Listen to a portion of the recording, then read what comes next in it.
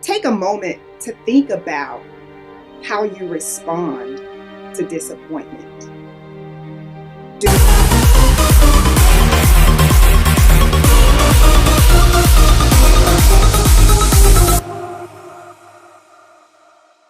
Disappointment throw your entire day off?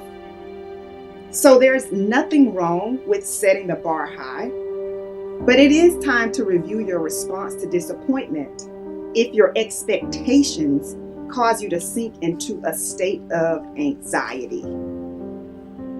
On the surface, seeking perfection seems like a great quality, but at the root of perfectionism is fear.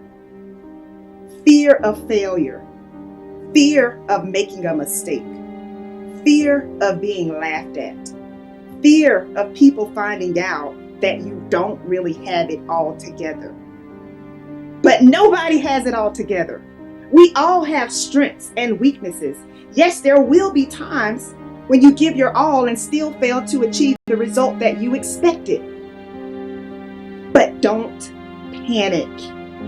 Every challenge is an opportunity for you to see just how strong and resilient you really are. You should never view your challenges as a disadvantage. Instead, it's important for you to understand that your experience facing and overcoming adversity is actually one of your biggest advantages. How strong is your why? It's not enough for you to just say, I want to do well. You have to believe that you will do well, and you have to pursue it.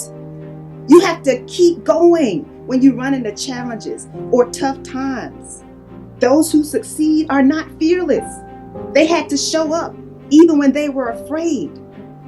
At some point, they probably felt like they were at the end of their rope. But guess what? They recognized that it's okay to rest. It's okay to take a break. It's okay to take some time to pull your thoughts together. But it's not okay to quit.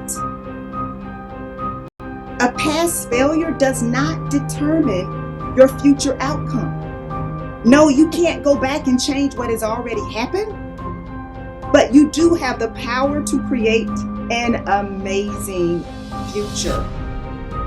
So as you continue to press towards your goals, never allow your disappointments to discourage you. Let them fuel you. Success isn't about how your life looks to others. It's about how it feels to you. We realize that being successful isn't about being impressive. It's about being inspired. And that's what it means to be your true self.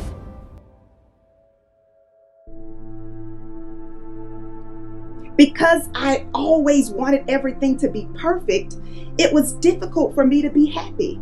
It was always, I will be happy when I land the job that I want, or I will be happy when I get this 4.0 that I'm striving for.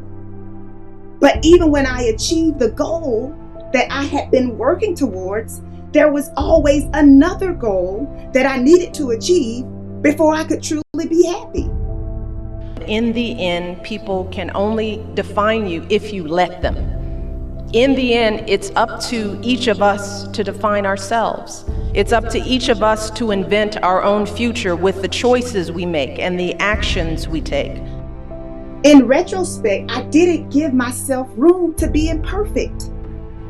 It was all or nothing, good or bad.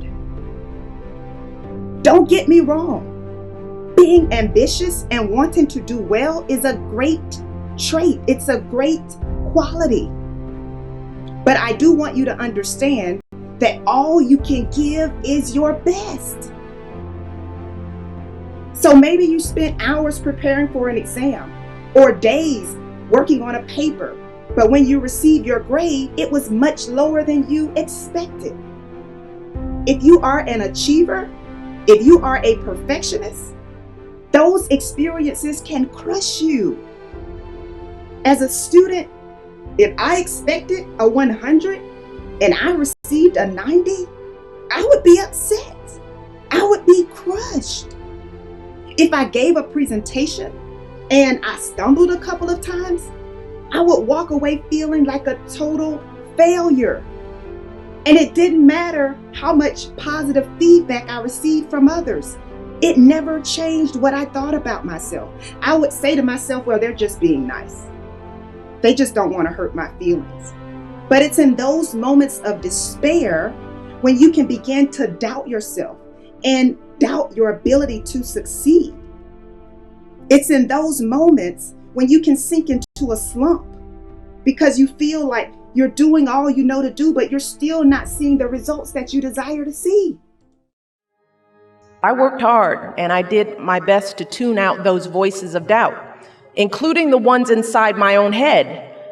And eventually I was accepted to Princeton, and I got that education that my dad had always dreamed of. But the truth is, graduates, there will always be folks who make assumptions about you based on superficial things like where you're from, or what you're wearing or how you look.